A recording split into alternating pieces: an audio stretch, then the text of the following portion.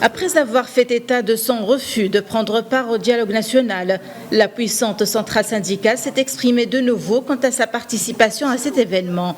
En effet, la centrale syndicale a posé ses conditions concernant le dialogue national, affirmant qu'il doit déboucher sur des décisions concrètes et consensuelles, et non pas avoir la vocation consultative.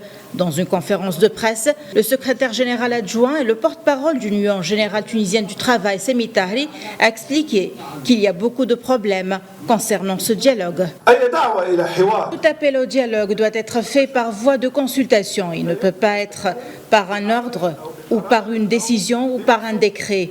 De quel référendum parle-t-on si le président continue de passer avec vigueur et d'imposer le fait accompli? Et de quelles élections législatives parle-t-on? Finalement, la centrale syndicale se prépare à tous les scénarios.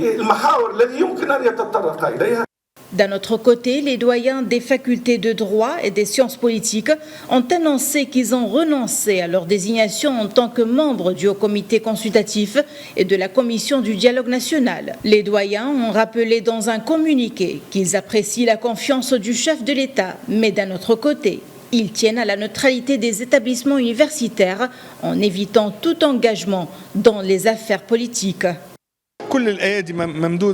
Aujourd'hui, toutes les mains sont tendues au président de la République. Toutes les organisations et partis ont appelé à un vrai dialogue pour pouvoir trouver des solutions concrètes qui honorent les Tunisiens.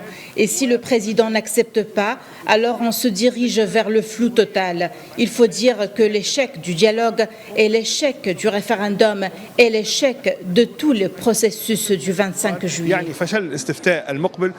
Reste à savoir maintenant si Kais Saïed fera un pas en arrière après le coup de pression de la centrale syndicale. Acceptera-t-il ces conditions ou fera-t-il un passage en force ?